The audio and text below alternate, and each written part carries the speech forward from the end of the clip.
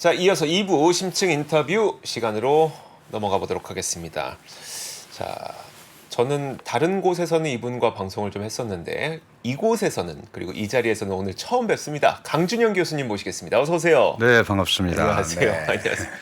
또 이렇게 만나 뵙게 되네요. 글쎄 말이에요. 그러니까 나쁜 짓 하고 살면 안 돼요. 어디서 어떻게 만나 뵐지 몰라요. 그렇습니다. 예. 교수님 잘 지내셨어요? 네, 잘 지내고 있습니다. 요즘에 그 다른 방송에 출연을 굉장히 많이 하고 계시죠? 뭐 가끔 하죠. 뭐 그래요? 네, 네. 많이 바쁘신 것 같았는데 그럼에도 불구하고 저희 방송까지도 이 시간에 찾아주셨습니다. 네, 감사합니다. 다시 한번 감사드리고요. 네. 그 중국 한번 여쭤보고 싶어서요.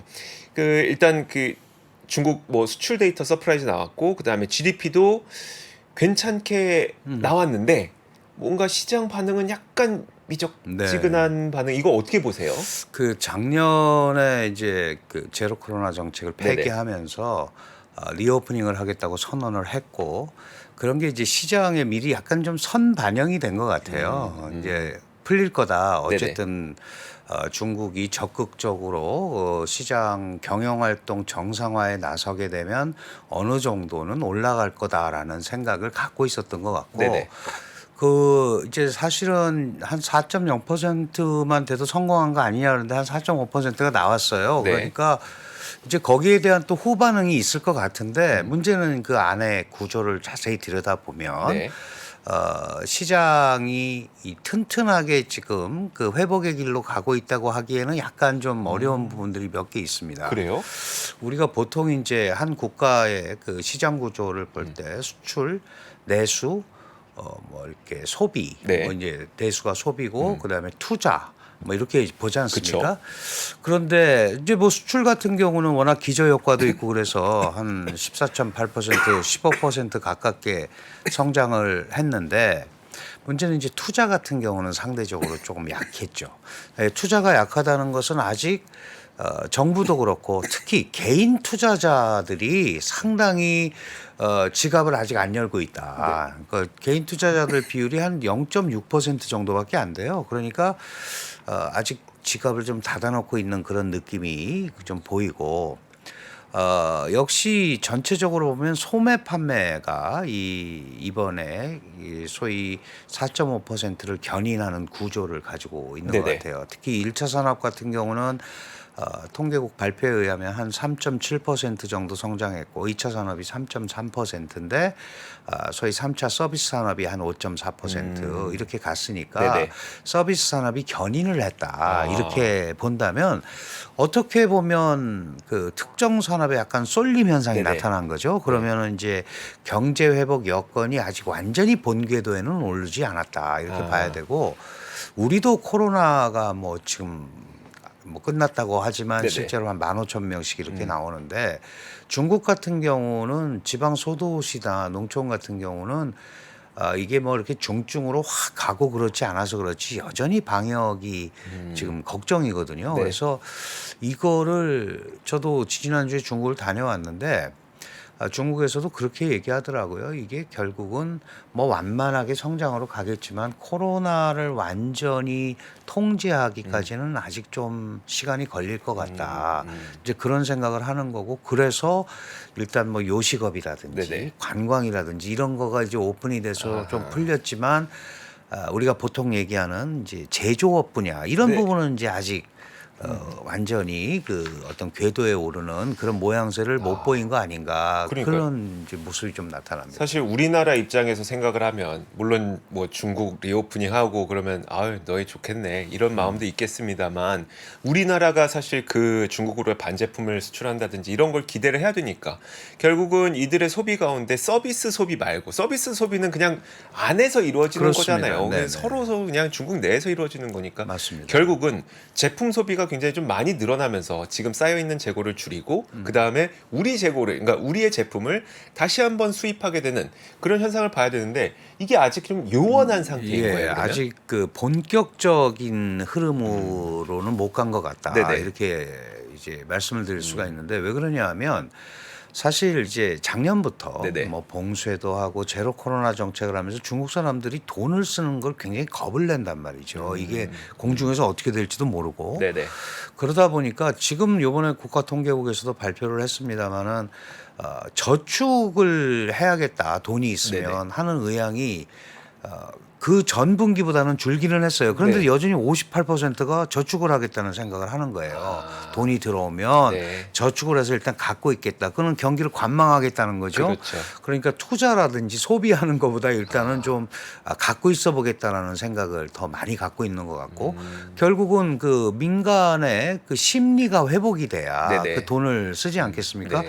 그 돈을 쓰는 거에 따라서 제조업이 이제 활성화가 돼야 되는데 그렇죠. 네. 특히 중국 경제의 거의 30%를 차지한다고 하는 부동산 경기가 네. 여전히 활성화가 안 되고 있고 부동산 자산에 대한 투자도 생각보다 굉장히 안 좋은 네. 이제 그런 흐름으로 가니까 이게 큰 틀에서 어떤 4.5%를 성장하고 올해 뭐 5% 성장한다고 그래서 뭐 일부 이제 국제 예측기관은 이거 6%도 가겠다 이렇게 얘기를 하지만 네네. 중국 내부에서는 아직 그렇게 본격적인 궤도에는 오르지 않은 것 같아요. 특히 우리가 PMI 지수라고 그러죠. 이제 제조업 뭐 네. 50%가 넘으면 경기를 좋게 보는 건데 이게 50은 넘었어요. 넘었는데 이번 3월 같은 경우는 2월보다 또 조금 떨어졌더라고요. 그러니까 아직도 약간 지켜보는 그러면서 보복 수요는 분명히 있습니다. 네네. 그동안 밖에 나가서 소비를 못했고 여행도 못 갔고 그랬으니까 그런 부분이 일단 견인을 하는 그런 구조가 나타났다 이렇게 보면 될 것 같아요. 알겠습니다. 사실 이거 여쭤봤던 이유는 딱 한 가지 아니겠습니까? 반도체 때문에. 그렇습니다. 근데 반도체는 물론 지금 시장의 컨센서스는 한 2분기 정도에 바닥치고 나머지 이제 3, 4분기는 올라갈 거라는 그런 컨센서스는 있으니까 좀 거기에 기대해 보긴 하겠습니다만 말씀하셨던 것처럼 중국에서의 소비를 통한 반도체 수요는 아직은 좀 생각하기 네. 이른 단계. 그러면 투자 가운데 이 정부 투자 있잖아요. 그러니까 예를 들어 이제 철강 뭐 인프라와 네네. 관련된 그래서 철강, 화학 소재 이런 것들은 좀 어떨 것 같으세요? 고정자산 투자를 중국이 적극적으로 할 수밖에 없는 상황인데 네네. 적어도 1, 4분기에는 시장의 기대치에는 크게 못 미친 것 같아요. 네.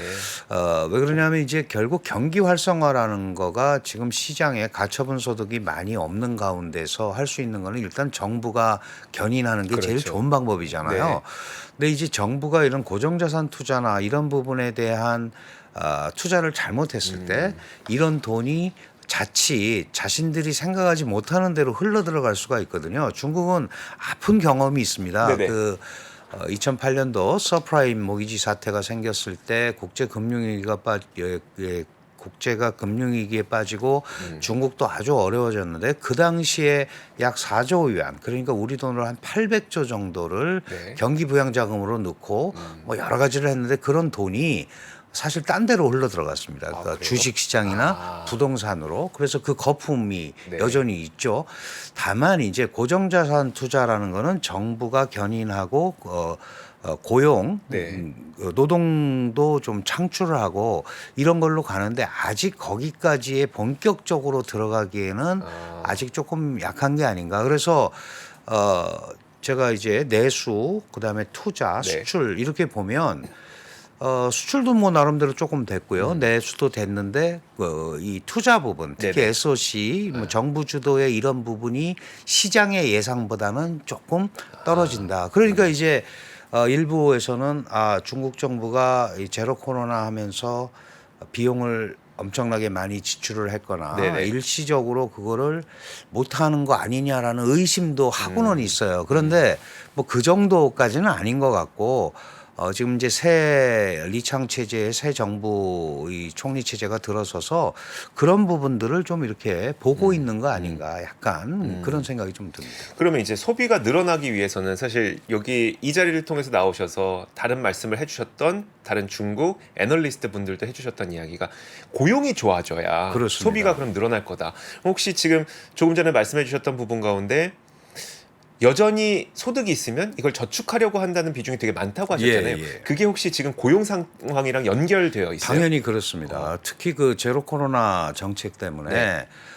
사실 많은 사업장이 폐쇄가 됐고 그 다음에 제로 코로나라는 거는 봉쇄란 말이죠. 네네. 그러면은 이제 자본이라든지 인력의 이동이 근본적으로 불가능하게 되잖아요. 그러니까 결국은 자기를 지키기 위해서 돈을 자꾸 저축을 하려고 하는 그런 건데 이게 선순환 구조로 들어가야 되잖아요. 그러니까 그렇죠. 고용이 늘어나려면 또 제조업이 활성화가 돼야 되는 겁니다. 네. 그러니까 식당이라든가 서비스업 고용만 가지고는 네. 한계가 있단 말이죠. 그러면은 결국은 그 제조업이 활성화되고 특히 뭐 중국이 얘기하는 이 전자산업이라든지 자동차라든지 뭐 이런 부분들이 활성화가 되고 건설 산업이라든지 이런 게 돼야 대량의 고용 효과가 생기는데 특히 올해 예상 고용 창출 인원을 약 1,200만 명 정도로 잡았단 말이에요. 1,200만 명이요? 네, 1,200만 명을 많은 거예요? 적은 거예요? 적은 거죠? 많은 거죠. 1,200만 명이면 지금 사실은 중국에 1년에 한 1,000만 명 정도의 대졸자가 네. 나오는데 거기에 이제 미취업자들도 있으니까 한 1,200만 명 정도를 하려고 그러면 중국 내부 힘으로는 불가능합니다. 아, 네. 외부의 투자가 계속 들어와야 외자 유치. 돼요. 외자 유치가 되지 않으면 안 돼서 그래서 고위급 발전 논단이라든지 보아우 포럼에서 계속 중국은 개혁 개방을 지속 확대할 거다. 네. 중국은 절대 걸어 잠그지 않을 거다라는 거를 시진핑 주석도 그러고 리창 총리도 계속 얘기하는 거거든요. LG 디스플레이 찾아간 것도 다 그런 비슷한 거에 맥락일 수 있겠네요. 기본적인 틀이 있죠. 그러니까 안정적인 외상 투자 환경을 중국 정부가 계속 해줄 수 있다라는 메시지를 계속 흘리는 겁니다. 물론 이제 LG 디스플레이 같은 경우는 한국의 대미경사 뭐 이런 거에 대한 견제도 있고 또 올레드가 네네. 이제 미국이 올레드도 국가 전략 물자로 지정하려는 생각을 가지고 있어요. 그래요? 네. 그러면 우리가 사실 LG 디스플레이가 가서 LCD도 뺏기고 네네. LED도 뺏겼기 때문에 네. 올레드는 이제 지키려고 굉장히 애를 쓰고 있거든요. 네. 그런데 그게 전략 물자로 지정이 되면 중국에 팔 수가 없죠. OLED는 왜 전략 물자예요? 그러니까 미국의 입장에서는 네. 그런 것들이 군사적으로 전용이 돼서 네. 미국의 안보를 해칠 수 있다고 한다면 지금 대중국 압박을 전부 그런 식으로 그렇죠. 미국이 하고 있는 거거든요. 그게 그렇게 될 가능성도 있고 미국이 잘 아시다시피 의회 민주주의 국가입니다. 네네. 그러니까 이 의회 국가이기 때문에 지금 케빈 메카시 공화당 하원 의장 체제는 네. 조금만 문제가 있으면 바로 입법을 해버린단 말이죠. 네. 그래서 벌써 뭐 20여 개의 입법안이 나왔고 뭐 대중국 압박법안, 제지법안, 네네. 그다음에 대만 지원 법안 네. 이런 게 벌써 한 25개 정도가 나와 있어요. 그러면 거기에 안 걸릴 게 별로 없죠. 그쵸. 이제 네. 그러다 보니까 이런 부분들을 과연 중국이 어떻게 처리해 나갈 거냐가 이제 가장 큰 문제가 되는 거고 특히 실업률 같은 경우 네. 이 고용 창출이 안 되면 지금도 16세에서 24세의 청년들이죠. 네네. 이 실업률이 19.6%에 달했다 이렇게 발표를 했습니다. 그럼 5명 중에 1명은 실업자라는 얘기인데 네네. 실업자가 취업을 못하면 사회 불만 세력이 되는 그쵸. 거예요. 네. 근데 잘 아시다시피 지금 이 젊은 소위 중국의 MZ 세대들은 시진핑의 가장 큰 지지자였습니다. 네. 이제 우리가 이 정도 컸으니까 시진핑 주석이 미국과의 결사항전을 외칠 때 우리가 밀어주겠다 그랬단 말이죠. 그런데 그게 이제 소위 백지 시위라는 걸로 네네, 맞아요. 이게 우리가 이렇게 가면 안 되겠다. 이게 뭔가 잘못되는 거 아니라는 걸 표출을 했는데 거기에 이런 식으로 취업까지 안 되면 이게 결국은 중국 정치에 굉장한 부담이 될 수밖에 없거든요. 그러니까 하루속히 다른 것보다는 경제를 회생시키는 데 일단 초점을 맞춰야 되고 그러려면 지금 현재 중국 내부의 것만 가지고는 안 되니 네. 그래서 뭐 팀쿡도 가고 우리 이재용 회장도 그쵸. 가고 최태원 회장도 가는 거예요. 그게 중국이 그렇게 와서 좀 글로벌 투자 환경에 문제가 없음을 강조하고 싶은 거 아니겠어요? 그래야 예. 연 1,200만 명의 네, 그렇죠. 고용을 창출할 수 있으니까. 그래야 사회가 안정적으로 돌아간다. 이런 네. 생각을 하는 것 같아요. 아, 그러면 지금 이번 시진핑 3기 시대 출범에서 과거에 비해서 지금 현재 하고 있는 것들 가운데 가장 달라지고 이게 좀 가장 강력하게 나타나고 있다 싶은 정책들은 뭐예요? 보시면. 그 사실은 지금 이제 3월에 네. 양회가 끝났고 전국인민대표대회가 이제 한 해의 경제 청사진을 얘기를 하잖아요. 네. 그래서 아직은 그런 게 구체적으로 나오지는 않습니다만은 워낙 미국이 강력하게 압박을 하기 때문에 그 이번에 R&D 예산도 편성을 안 했어요. 다른 이름으로 했습니다. 네. 그러니까 R&D라는 게 되게 과학기술에 관한 투자인데 안 했지만 뭐 반도체에 얼마 정도 투자를 하겠다 이런 거는 나와 있거든요. 지금 시진핑 체제가 가장 중요하게 생각하는 건 과학기술 자립입니다. 과학기술의 독자성이 없으면 계속해서 원천 기술이 미국에 있는데 그거를 돈 주고 사온 것도 아니고 자꾸 해킹해서 쓰고 훔쳐서 쓴다고 그러고 얘기하니까 통제를 받는 거거든요. 그러니까 그거를 미국의 통제를 받지 않으면서 과학기술을 어떻게 하면 자립을 할 수 있을까. 이 부분에 이제 초점을 맞추고 있는 거고 또 하나는 그린 이코노미라고 그러죠. 네네. 이제 중국이 탄소 중립 2060년에 뭐 이제 그런 얘기를 했어요. 이 그린 이코노미는 왜 중요하냐 하면 사실은 기후 협약 때문에 트럼프 시절에 뭐 트럼프가 나는 우리는 탈퇴하겠다 맞아요. 네. 막 이러면서 국제 이슈가 소위 우리가 G0 시대라고 그러죠. 네네. 그럼 아무도 책임 안 지는 뭐 강대국들이 네. 이럴 때 시진핑이 사실은 그 얘기를 한 거는 우리가 이 시스템을 끌고 가겠다라고 사실 선언을 한 거거든요. 그러니까 이 그린 이코노미와 이 AI 발전, 이 네. 과학기술 발전 이걸 절대 포기하기가 어려운 겁니다. 그런데 이게 그냥 안 포기한다고 되는 게 아니잖아요. 그렇죠. 네, 뭔가 이제 해야죠. 과학기술은 기술이 있어야 된단 네네. 말이죠. 그런데 지금 반도체 가지고도 쩔쩔매고 있지. 장비도 못 들어가게 하죠. 그러니까 워낙 통제를 많이 받고 있기 때문에 그리고 실제로 뭐 미국과 전략 갈등 뭐 이런 얘기 하지만 제가 볼 때는 거의 뭐 적대적 네네. 경쟁을 하는 거잖아요. 그러니까 이런 개념에서 본다면 중국이 이거를 뚫고 나가기가 사실은 쉽지는 않습니다. 네. 쉽지는 않지만 그렇다고 미국이 몰아붙인다고 미국이 뭐 100% 승리한다. 이것도 그런 거는 없잖아요. 네네. 디커플링이 그렇게 쉽게 해소되지가 않거든요. 그러니까 그런 부분에서 이걸 이제 끌고 가야 되는데 그러려면 국제적인 경제 환경이 네. 나름대로 좀 풀려야 됩니다. 네. 중국 입장에. 중국에서는 어쨌든 물건을 만들어서 팔고 소비하고 이래야 되는데 지금 아시다시피 미국의 대중 압박은 계속 강해지고 네네. 있고 또 뭐 이 매파적 금리 정책이 미국 연준에서 계속 나오고 있고 추가 금리 얘기도 나오고 있고 그러면 금리 인상이 되면 다른 국가도 거기에 맞추려고 동반해서 올라오고 인플레이션이 네. 자연스럽게 나타나고 그러면 인플레이션이 나타나면 글로벌 수요가 또 위축이 되지 않겠습니까? 네네. 그러니까 이런 부분이 해결이 안 되면 중국 혼자서 이걸 풀어가기가 굉장히 어려운 지금 그런 상황입니다.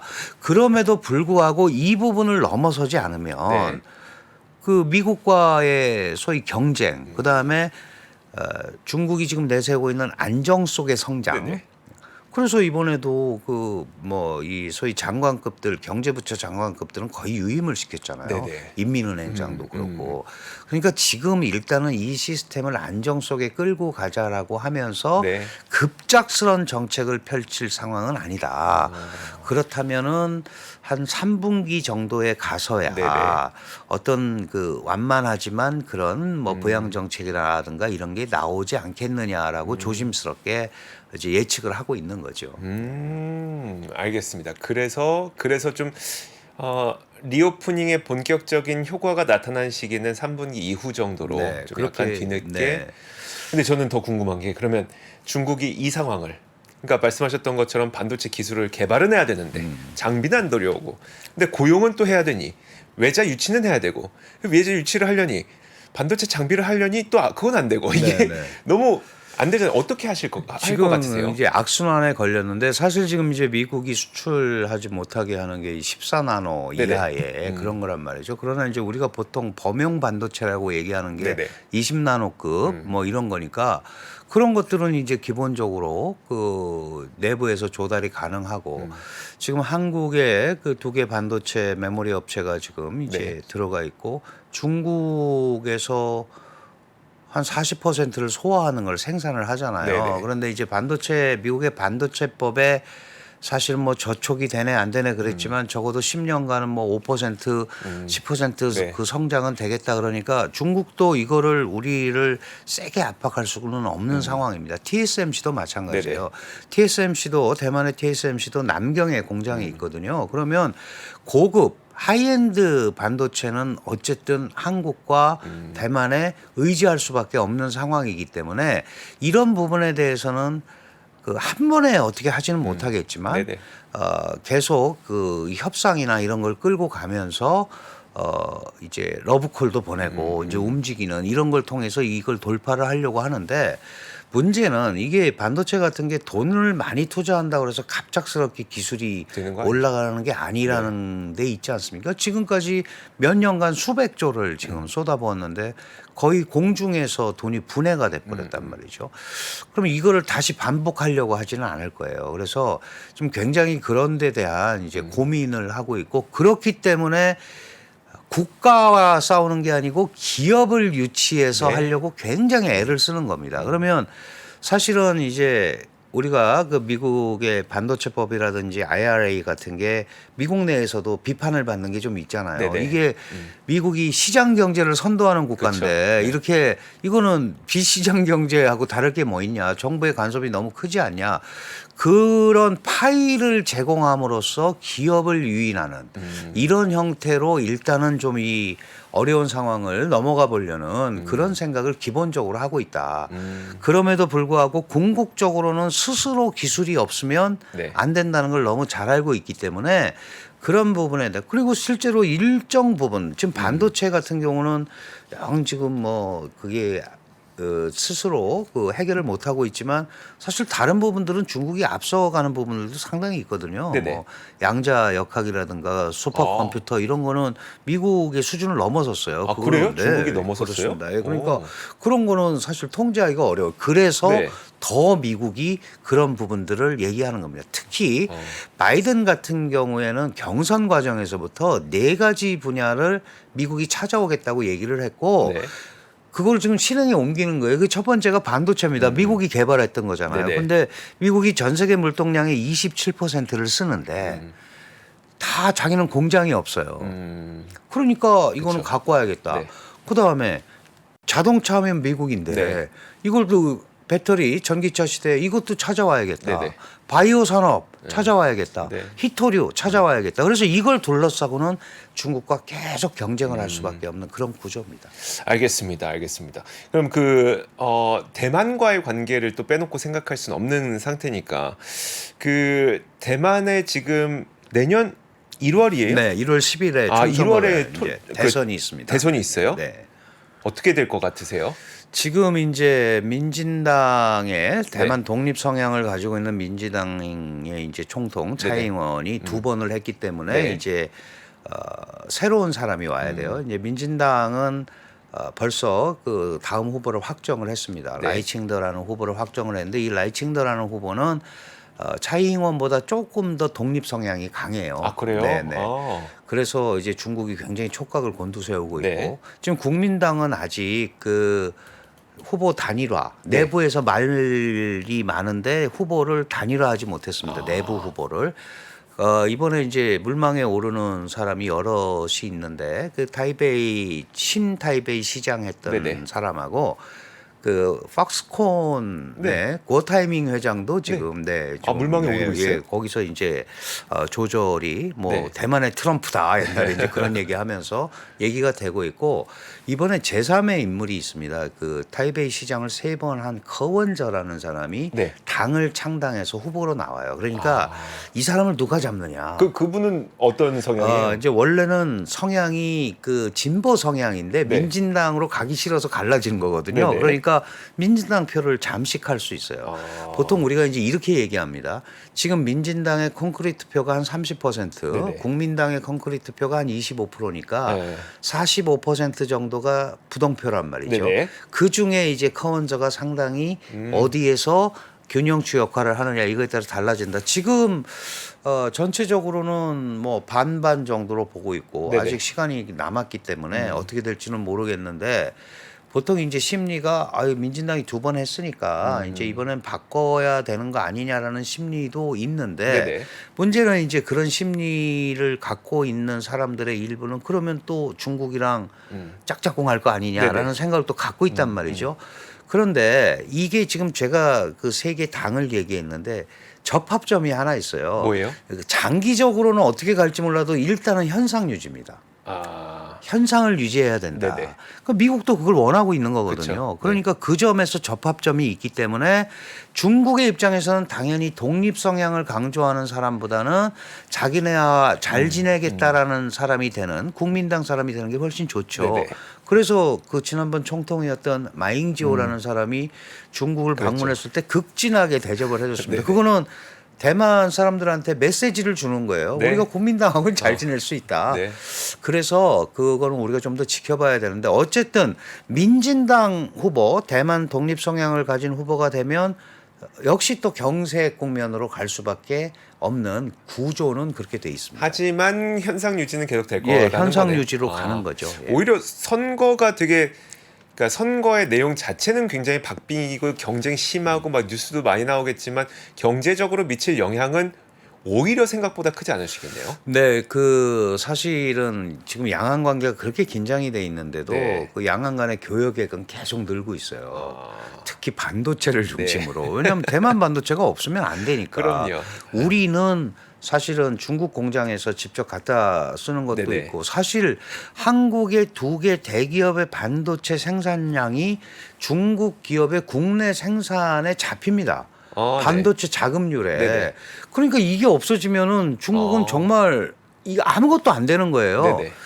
그래서 이게 지금 계속 늘고 있기 때문에 사실 겉으로 싸우지만 실용적이죠. 네네. 대만은 계속 팔면서 아. 경제가 올라가고 있단 네네. 말이죠. 그리고 중국도 그게 있어야 자신들이 그 엔드 유저한테 갈 제품들을 만들 수 있는 거거든요. 그래서 거기서 지금 이제 네네. 불안하지만 그 균형점을 지금 어. 찾고 있는 거예요. 네. 그런데 이게 이제 미국이 선택을 강요하거나 더 세게 압박을 했을 경우에 과연 이게 어떻게 될 건가. 그러면 지금 미중 갈등이라는 건 둘 중에 하나가 머리를 숙이기 전에는 끝나지 끝나기가 않겠죠. 어려운 네. 구조이기 때문에 그런 점에서 그 참 걱정인데 그나마 또 기회와 위기가 동시에 온다라고 그러는 게 우리가 확고한 기술을 갖고 있기 때문에 네네. 적어도 한국은 배터리와 반도체와 디스플레이에 있어서는 세계 최고죠. 최강의 기술을 갖고 있기 때문에 네. 그 자체가 나름대로 또 레버리지가 될 수 있습니다. 그게 뭐 한없이 휘둘리는 건 아니니까 그렇죠. 네. 그런 데서 그걸 가지고 좀 찾는 노력들을 해야죠. 알겠습니다. 알겠습니다. 그 혹시 이제 이런 걸 여쭤봐도 되는지 모르겠는데 혹시나 뭔가 들으신 거 있는지 궁금해서 얼마 전에 TSMC에서 그 ASML 그 주문량 40% 줄인다고 했던 거 있잖아요. 네네. 혹시 이거 관련된 이야기 뭐 아시는 거 있으세요? 그 잘 찾을 사실은 수가 이제 ASML하고 네. 일본이 그 미국에 동조해서 네네. 이제 이렇게 갔잖아요. 네네. 그런데 만약에 그 ASML과 대만이 지나치게 협력을 하게 되면 네. 결국은 지금 짜놓은 소위 중국이 얘기하는 취포 네. 여기에서의 중국의 입김이라든가 뭐 이런 것들이 상쇄가 되니까 네. 다양한 형태로 그 뭐라 그럴까 좀 균형을 잡으라는 압박이 들어갔을 가능성이 상당히 크다고 봐야죠. 그럼 그래요? 이제 대만도 살아야 되니까. 네네. 그리고 그 부분에 대해서는 대만도 미국의 말을 한없이 받아들이지는 않습니다. 왜냐하면 그 모리스 장이라는 사람이 TSMC의 설립자인데 네네. 지금 자기가 계산을 해보니까 미국에 공장을 건설하면은 대만에 건설하는 것보다 5배에서 6배의 비용이 들어가고 네. 만약에 그래서 그 미국에서 반도체가 생산이 되면 반도체 가격 경쟁력이 상실이 될 거고 네. 그걸 비싸게 사서 쓰느니 네. 반도체를 대체할 수 있는 다른 시스템으로 가자라고 또 선진국들이 머리를 쓸 수 있고 그렇다면 지금까지 해온 한국도 마찬가지죠. 거기에 네네. 대해서는 반도체가 갖고 있는 상대적 기술 우위가 상쇄될 수 있다. 그래서 꼭 미국으로 가는 게 뭐 강력하게 유치를 하니까 하기는 하지만 네네. 그 그대로 따라갈 것 같은 그런 모습은 안 보이고 있죠. 근데 그런 면에서 나름대로 그런 그 네덜란드 기업이라든가 네네. 일본 기업과도 그런 조절을 하는 게 아닌가 그런 생각이 그 듭니다. 이제 이게 워낙 이야기가 안 나오니까 이제 제가 웬만하면 아실 것 같은 분들에게 해석을 좀 여쭤보고 있는 상태입니다. 잘 모릅니다. 왜냐하면 네. 그런 거는 잘 얘기를 안 그럼요. 하니까 네. 얘기 안 하는데 제가 이제 2월에 대만을 잠깐 다녀와서 네네. 이제 그런 얘기를 했더니 네. 어떻게 할 거냐 그랬더니 사실 뾰족한 수가 없다. 네. 뾰족한 수가 없는데 그래서 도저히 우리가 아니면 안 되는 기술을 계속 가지면서 그걸 가지고 네. 딜을 하는 수밖에 없다라는 얘기를 하더라고요. 네. 이제 그 가운데 그러면 뭐 ASML을 가지고 쓰든지 네. 뭘 가지고 마지막에 나오는 게 확고한 기술 우위가 네. 있다면 그걸 가지고 이렇게 버티면서 시간 끌면서 가는 게 제일 좋은 방법이 아니겠느냐. 이제 이런 정도의 약간 수세적이죠. 네네. 공세적이 될 수는 없으니까 네. 그런 얘기를 하더라고요. 알겠습니다. 알겠습니다.